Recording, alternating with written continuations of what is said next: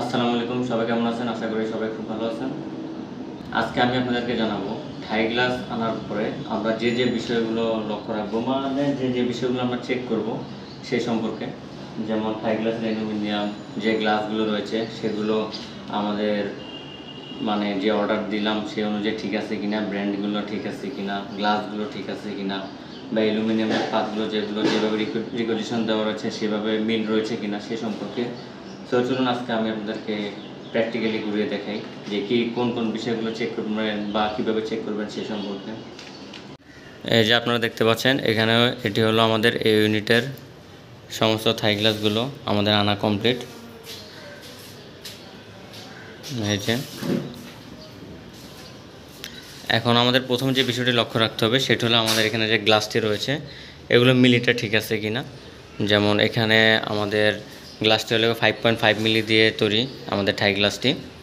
তো প্রথমে এই মিলিটা দেখতে হবে, এরপর দেখতে হবে যেহেতু আমরা মার্কারি গ্লাস অর্ডার করছি, সো এটা মার্কারি হিসেবে ঠিক আছে কিনা। যেমন আপনারা কিভাবে বুঝবেন যে গ্লাসটি মার্কারি, সেটা বুঝতে হলে আপনাদেরকে মার্কারি গ্লাসগুলো অবশ্যই আপনাদের বাইরে থেকে এরকম আয়না টাইপের মানে মিরর টাইপের দেখা যাবে, মানে আপনার ফেসই দেখা যাবে বাট ভিতরে কোনো কিছুই দেখা যাবে না। এটাকে মার্কারি বলা হয়। মার্কারি যেমন আমাদের টলিকে ব্লু কালার, তো যেমন এটাকে বলে মার্কারি ব্লু। তো এটা বাইরে থেকে কিছুই দেখা যাবে না, কিন্তু ভিতর থেকে সম্পূর্ণ সব কিছুই বাইরে স্পষ্ট সব কিছু দেখা যাবে। কিন্তু বাইরে থেকে আপনি চাইলেও মানে স্পষ্ট তেমন সব কিছু দেখতে পারবেন না, মানে দেখা যাবে না আর কি। এটা মার্কারি গ্লাসের বৈশিষ্ট্য। সো প্রথমে আমাদের এই গ্লাসগুলো দেখতে হবে এটা আমাদের অর্ডার অনুযায়ী মার্কারি দেওয়া হয়েছে কি না, বা এটা আমাদের মিলি যে গ্লাসের যে মিলি রয়েছে 5 মিলি বা 5.5 বা 6 মিলি, এমন বিভিন্ন ধরনের মিলি গ্লাস রয়েছে। তো আমাদেরটা 5.5 মিলি অর্ডার দেওয়া, সো এখানে 5.5 মিলি আছে কিনা সেটি দেখতে হবে।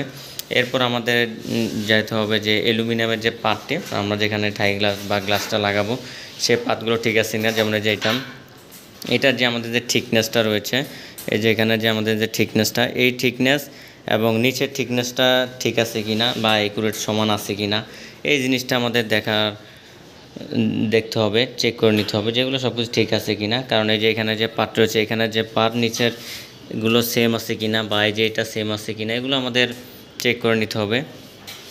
এরপর আবার আমরা দেখতে পাচ্ছি যে এখানে যে স্ক্রু রয়েছে, স্ক্রুগুলো লাগানোর মানে স্ক্রুগুলো এটার মধ্যে ঠিক সঠিকভাবে আটকানো রয়েছে কিনা। কারণ এভাবে সঠিকভাবে না আটকানো থাকলে এটা খুলে যাওয়ার সম্ভাবনা থাকে আর কি।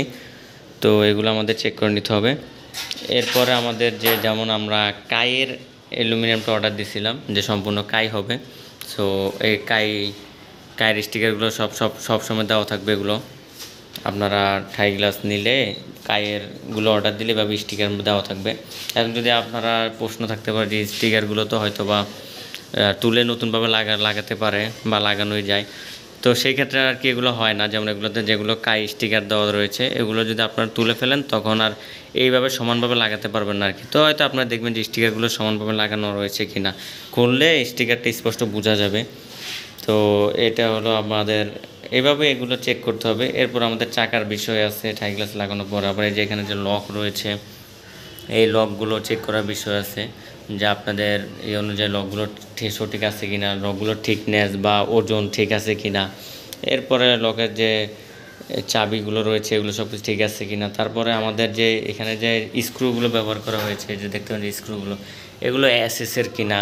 কারণ এমএসের হলে আবার সমস্যা হয়, এসএস হলে আর কি ভালো। তো এগুলো এসএসের কিনা এগুলো আমাদের চেক করে নিতে হবে। তারপরে যে এখানে আমাদের যেমন থাইয়ের জন্য বাইরে নেট সিস্টেমের ব্যবহার হয়েছে, এই যে নেট, এটা আমরা নেট ইউজ করবো আর কি। সো এই নেটগুলো ঠিক আছে কি না বা এগুলো পুরুত্ব ঘনত্ব এগুলো সব কিছু ঠিক আছে কি না। এরপর আমাদের যে নেটের যে অ্যালুমিনিয়াম পাতগুলো এগুলো ঠিক ওইভাবে আমরা চেক করে নেব যে সবগুলো ঠিক আছে কি না। তো এইভাবে আর কি নর্মালি আমরা খুব সহজে আমাদের থাই গ্লাসগুলো বুঝে নিতে পারবো বা চেক করে নিতে পারবো। সো আজকের ভিডিওটি এই পর্যন্তই। এরকম আরও ভিডিও দেখতে চাইলে আমাদের চ্যানেলের পাশে থাকুন এবং আমাদের চ্যানেলকে সাবস্ক্রাইব করে লাইক কমেন্ট করে আমাদের পাশে থাকুন, যাতে এরকম নতুন নতুন ভিডিও আপনারা সব খুব সহজে দেখতে পারেন। সো ধন্যবাদ সবাইকে।